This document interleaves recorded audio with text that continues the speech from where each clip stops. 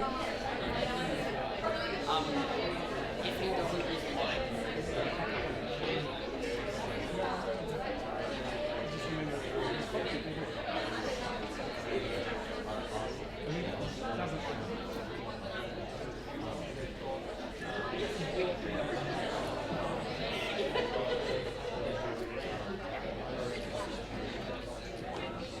Alright, hey guys. Thank you, that's first. So welcome to So You Want to Be a Medic. This is the conference put on by AET paramedicine students for 2019, last year FITAREA. FITAREA next time, it's your turn again, so pay attention. We've done a lot of work to get this one happening. We've got 3 speakers for you today. For those of you that were at the workshops already, thanks for coming. I hope you got a lot out of it. Our kind of speaker schedule today is just kind of an hour and a half. Please hang around after the last speaker. We've got a couple of things that we need to tell you. We've got some social events happening tonight and tomorrow night that we want you to come along to, and we'll give you a quick rundown of what's happening for tomorrow as well. Just first off the bat, make sure that if anybody has parked over in the car park, you've all got a parking permit on there and you've written your registration number on. If you haven't, come and see me in a minute and we'll give you some and go back and do it. Really important, otherwise you get a ticket. Fire stuff out the back door where you've come in, out over to the car park. We shouldn't have any issues, but just in case, and we'll have a chat again tomorrow. Other than that, we're all ready to go. So, okay. Cool. Alrighty, so of our 3 amazing speakers, the first one we have today is John Running. A little bit about John is he is the General Manager of the Australian and New Zealand College of Paramedicine, and he's passionate about supporting paramedics through continued professional development and preparing students for the workforce. So today he's going to be sharing his insight with us into the aspects that will help us advance not only ourselves, but our profession. So please welcome John.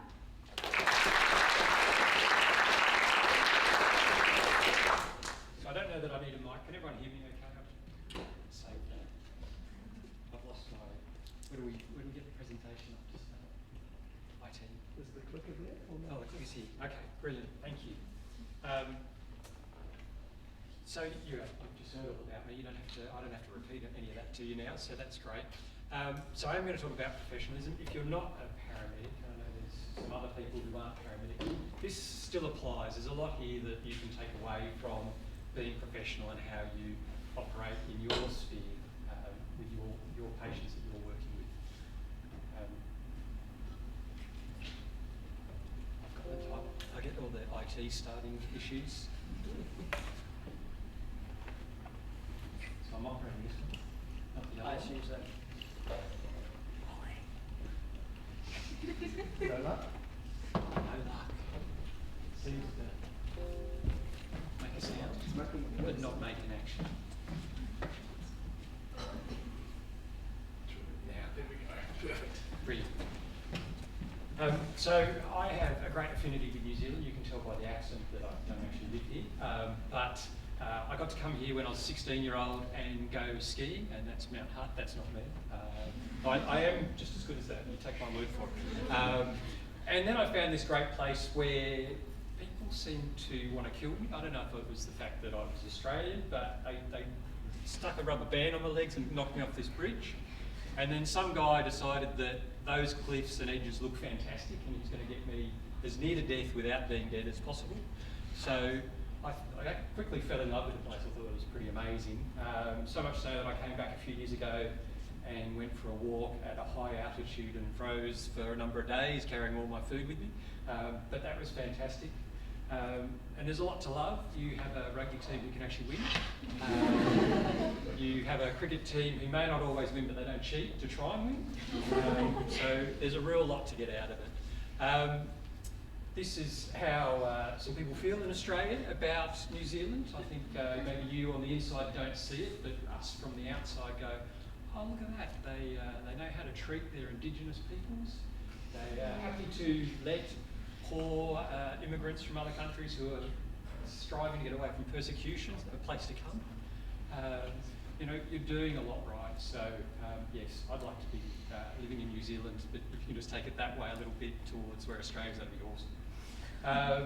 So really my speech is about why you should care about professionalism, because I think, I was just talking to John earlier, I ran a conference, a trauma conference just a week or so ago We had 260 people attend that conference. And if I say trauma, people automatically attend events. So 6.5 years I've been running paramedic events, probably 5,000 or 6,000 attendances over 100 odd different events over that time. And trauma, fantastic attendance.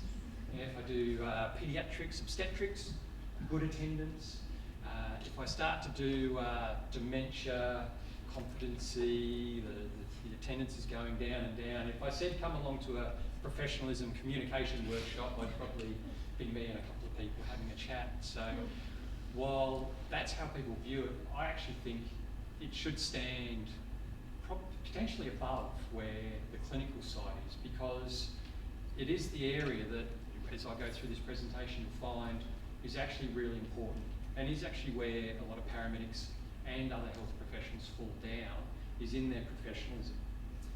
So when the organising committee asked me to speak about this topic, I said, yeah, really happy to speak about it. I think it's really important, but you don't want me starting. Sure, this isn't sexy. No one's going to come along and listen to this. But then told me Tony Smith's after me, and they'll come for him, and I'll just be the the stand-up show to get him warmed up. So yeah, I'm really happy to talk about it and let you know my take on it. So we're going to run through profession, then look at professionalism, registration and behaviours. So this is the definition of profession from the British Dictionary online, and you'll notice there that talk about the 3 learned professions: law, theology and medicine. So they were the first professions. And then that actually came from sort of the language, which is taking of vows or profess expertise or a skill in a certain area. So what's so special about those ones? That they actually require a high level of advanced learning. They have a specialised body of knowledge specific to them, and they actually have uncertainty around them that the common person doesn't readily understand. So when you go to a doctor and they say you need treatment A over treatment B, you have to actually just trust that. And I guess if you go see a priest and you say God A is better than God B, you've got to trust that as well.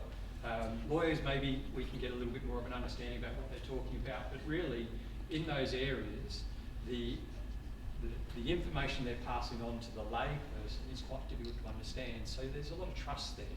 So that's why they were the first professions. If I look a bit more of a modern take on professional qualifications, this is from the European Union.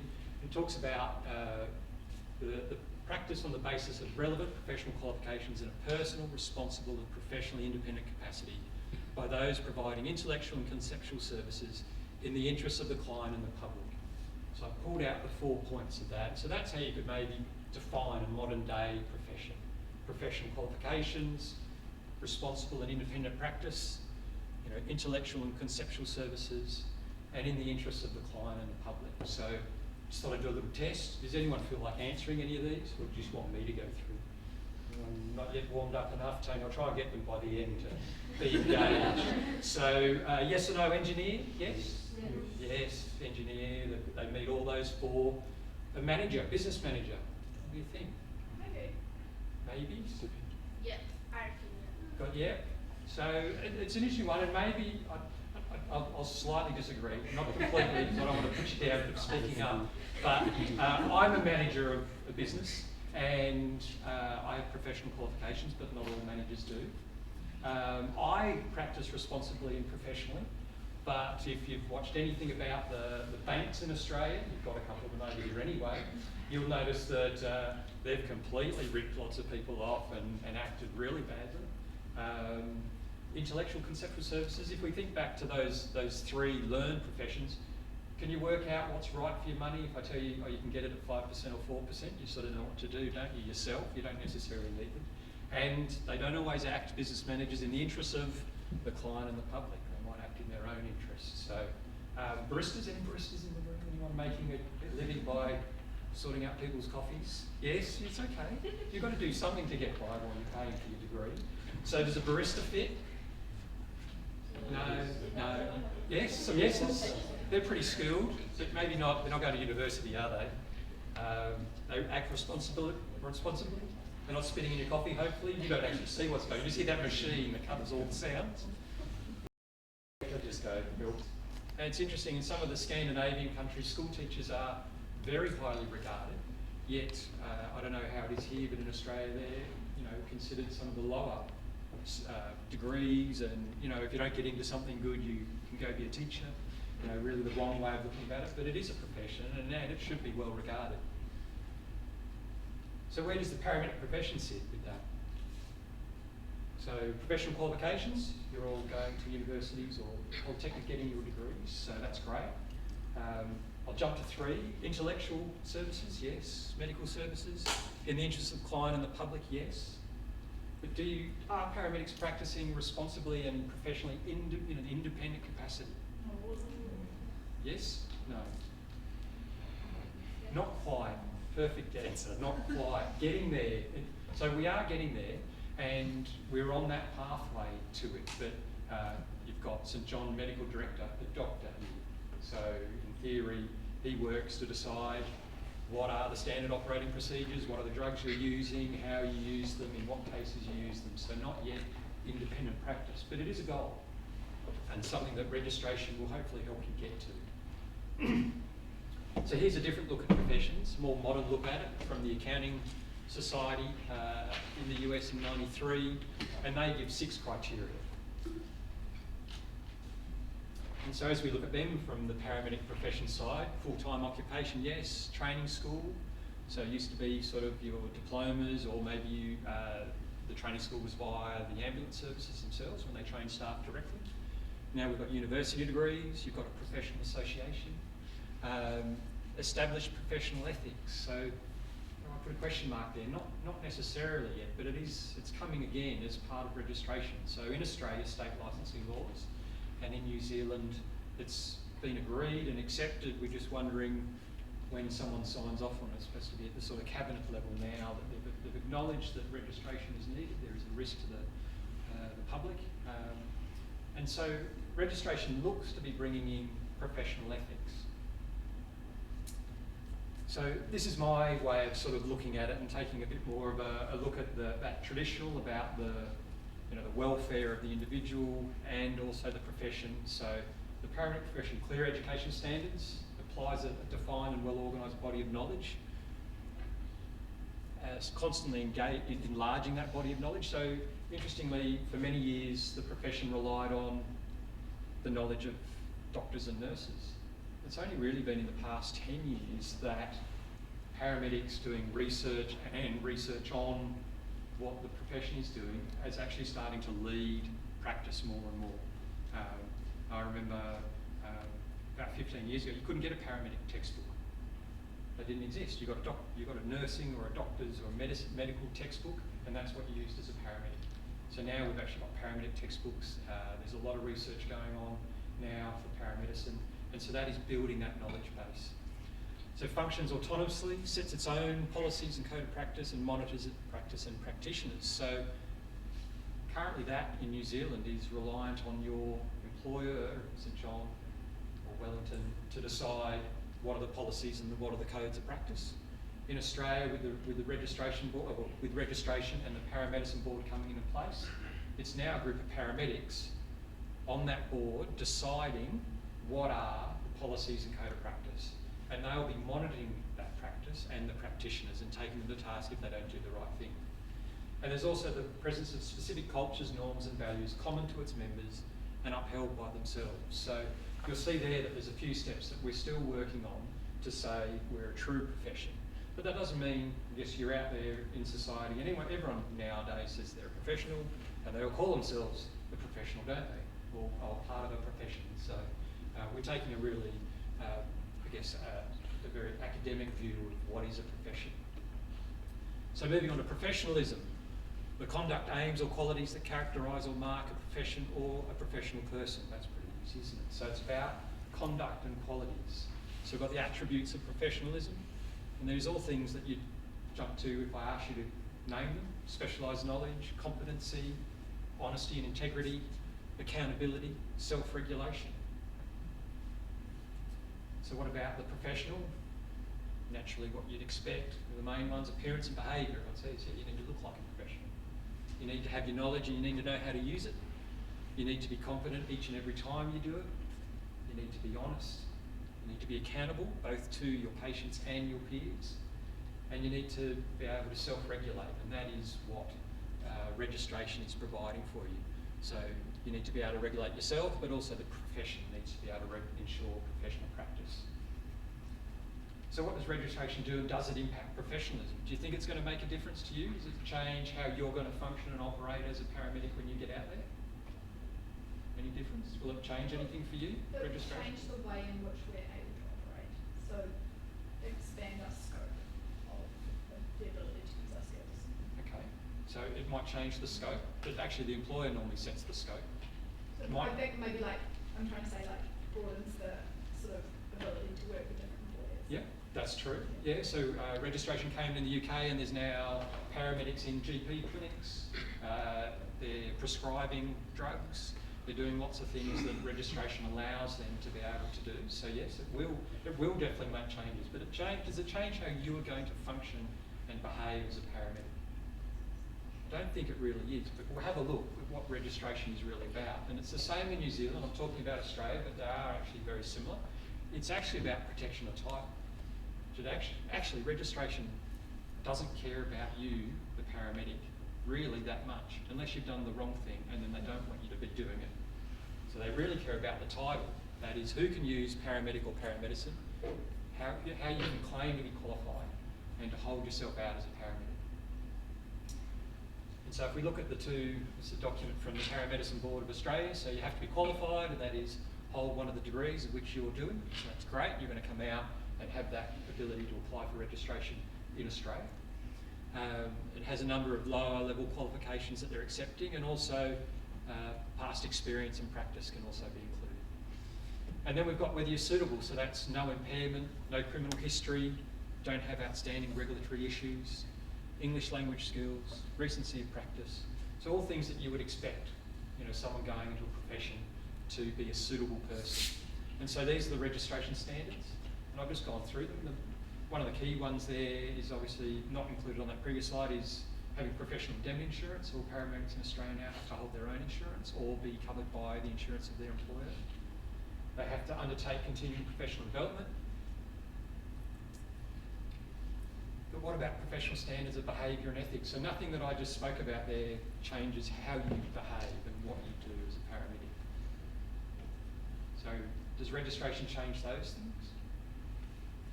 So sneakily hidden in the background, there's a code of conduct. And maybe a lot of people haven't really thought about what that means or what it does, but actually in Australia, all the health professions are bound by the code of conduct that sits behind the registration.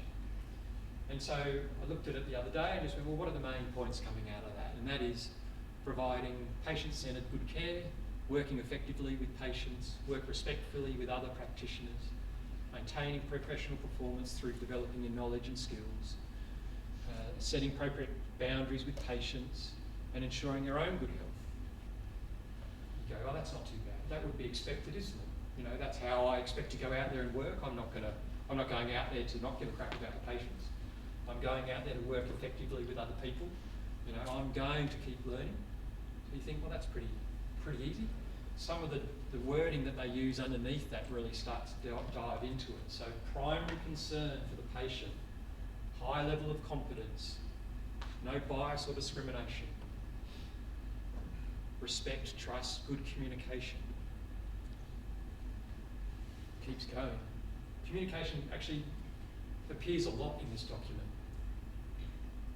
Ethical and legal obligations to protect privacy, no social media, no grabbing your phone out. Oh, isn't that a great leg break that I'm going to share on social media right now? No. Informed consent. We actually did a presentation on consent last month.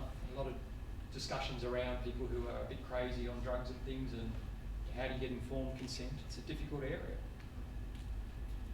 So in Australia, there's some notifiable conduct, and actually as a registered paramedic, you have to notify the board if you do any of this yourself or you see any of your colleagues doing this. So intoxicated, sexual misconduct, impairment, or the last one's probably the most interesting about competency is deviating from the standard operating procedures, deviating from what your peers would say is an appropriate way of treating that patient. so if you've ever looked at any of the old CPR stuff, there was put people over a barrel and roll them forwards and back, and if you went and did that today, you would probably be struck off, because that's not considered, the way of doing CPR for a patient. So what's the biggest cause of concern for you? What would you be worried about? Would you be worried about clinical skills or professional behaviour? What do you think? What do you need to be trained best in? Is it clinical skills or professional behaviour? No one wants to say it. Professional behaviour, skills. Right hand. No one's budging. Okay. Shame some others for answering. Well, if you're acting professionally, then you're going to have the clinical skills. As you said before, part of professional behaviour is maintaining a competency and being skilled in the area. Yep. One feeding the other. Yes. Have I missed this one? No, they should feed each other. They should be taking care of each other. If you're clinically proficient, you should always be able to do the right thing. But we also have different attitudes, don't we? Different days of the week when we go out there and work, that can change whether your clinical skills are as good. But it also can change the way you behave. So registration's only been going for a little while in Australia, and interestingly, we could maybe go to some of the ambulance services and say, open up your books about how you've dealt with your staff over the past 10 years and let us know what the issues are.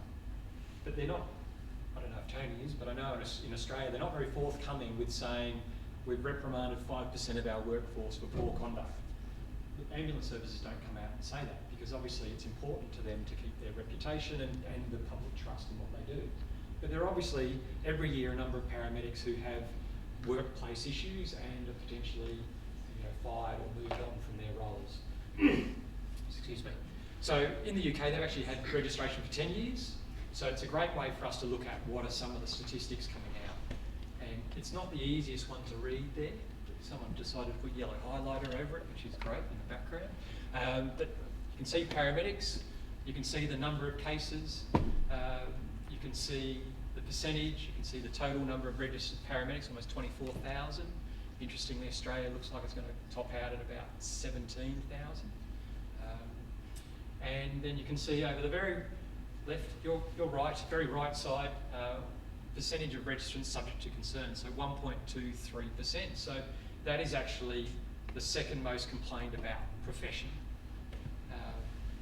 You can see the 13% and the social workers 54%. So the second most complained about.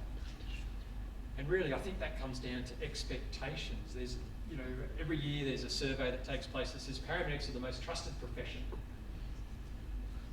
And so if that expectation is really high about your performance and you're just a little off, people maybe are quite quick to jump on that and complain. So the HCPC commissioned a study, as everyone would do. They go, why is this happening to paramedics? Why are they being complained about a lot? And so here is what they found. Paramedics operating in heightened situations of emotional and physical distress, so extreme situations. They're in uncontrolled environments. You're on cliff tops, you're in cars, you're in houses, bathrooms, clubs, roadsides. You're everywhere. It's really very different every time you go out and work. It requires a high level of clinical and non-clinical skills distinct from others. And it can lead to preconceptions and miscommunication that can result in complaints. So they made some recommendations from that, and they actually looked at and went, well, the quality of ethics education needs to be better. Communication skills need to be better. Paramedics need to understand the profession's standard of conduct, performance and ethics. They also need to understand what it means to be a healthcare professional. So they're answering my question at the start for me, aren't they? They're saying this is where they found most of the issue that paramedics need to work on. So most complaints are about poor conduct. They're not about clinical skills. You can see a full list of things there that they raised. And some of them you think, you're not going to do that, are you? You're not going to go out there and go, I'm going to do that. But people go out under the influence. They breach confidentiality.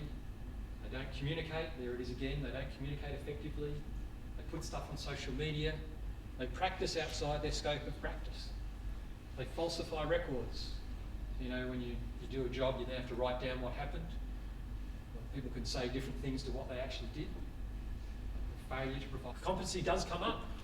And these people, you know, you have to wonder what's going on here. Serious and repeated mistakes in carrying out procedures or in diagnosis. A failure to examine a patient properly or respond reasonably to a patient's needs. And the way to a practitioner manage someone's personal information. So, you know, you'd think they're pretty standard, that you're going to be all on top of those, but it happens. People are out there making mistakes, and you'd have to wonder whether they're in the right profession, these ones, with what they're doing, if they can't do these things regularly day in, day out. And so I've borrowed some of this content from Dr. Ruth Townsend. She's written a book on law and ethics, and is one of the leaders in terms of paramedic professionalism and you know, how we're handling that. And her golden rule is put the patient's interest first. If you go out there every day with that as your first rule, your main focus, then you should be all right.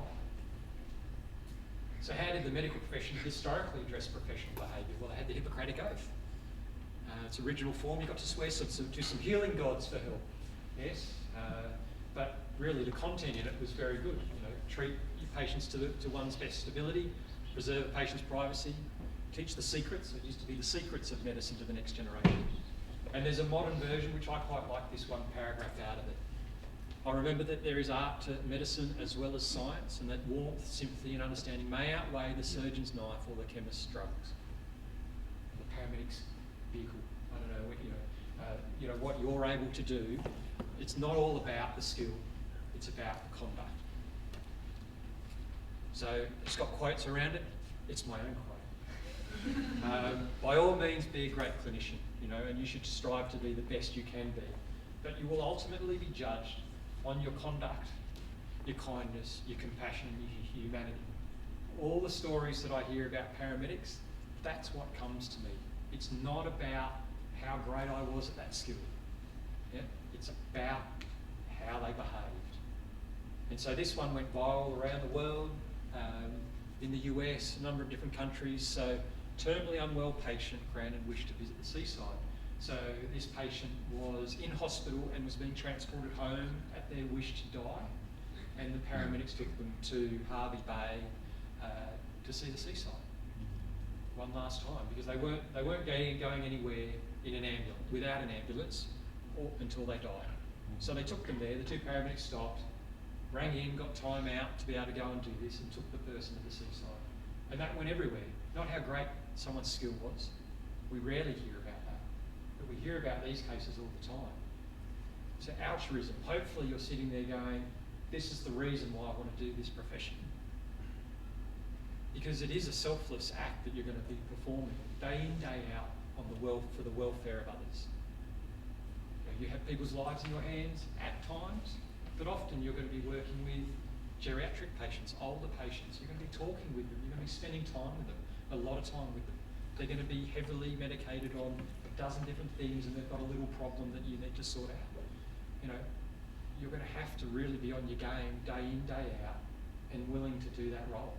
And that requires an unselfishness from you and a desire to be altruistic. You know, that is why you're doing it. So I know the paramedic that climbed under this bus at considerable risk to themselves to treat a lady who was run over. There was very little they could do medically under the bus. They had to wait for the bus to be able to be lifted and move the person out. So they were under there for 2 hours with this patient.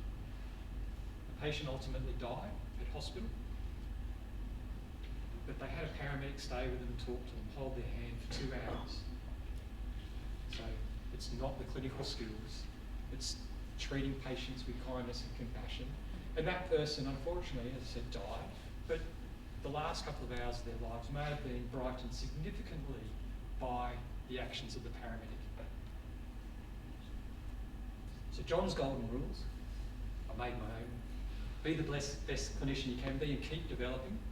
You know, practice is forever changing.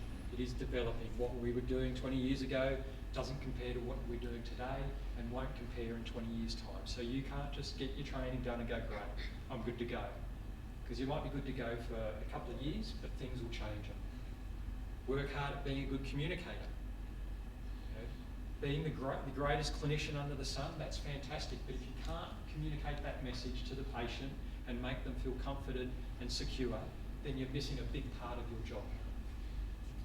Ensure you conduct yourself professionally at all times. You know, from the first to the last patient, from the first shift to the last shift in your cycle. Treat patients with kindness and compassion. I think that means more in the end than pretty much anything else. Treat all patients the same. You know, I remember speaking to a paramedic once who didn't like a certain racial group, and I don't know how well they would have treated those people from that group. You know, so you have to treat everyone the same. I like this one, treat patients as if they were your own family. How would you like it if your own family member was under that bus that day? How would you like them cared for? How should they be treated? Clinically, just I got the job done and I left them there, or someone spent the time and took care of them. It's your grandparents who need help. How do you want them treated? That's how you need to treat people each and every day. You take care of yourself. So this is a challenging job that you're going to be doing. I could ski with some figures about suicide rates of paramedics. You know, you are going to take an emotional and mental burden of providing care in people's baddest moments. And you can't do that when you're empty. So you have to take care of yourself. You know, just as we go to the gym to keep fit or take a holiday to have a break, you need to work out what you need to do to take care of your mental health. And I'm reminded all the time when I talk about this about Tony Walker, the CEO of Ambulance Victoria, who has regular appointments with the counsellor set out that he goes to and gets to speak about some of the things that he sees to keep him mentally well. You know, it needs to be like a GP checkup. How often do we do that? Once every 10 years or when I'm unwell? No, you should be doing it regularly. Mental health needs to be taken care of regularly. And it's really hard as a paramedic. You do shifts, you're going to get tired, but while these don't resolve all issues, I think a good laugh, socialising with friends and some good sleep probably makes a lot of bad things a lot better. And that's me. Thank you.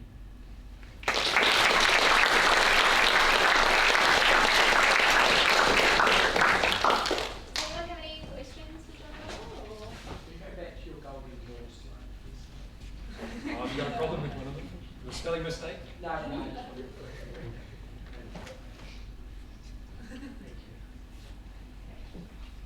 That was the end.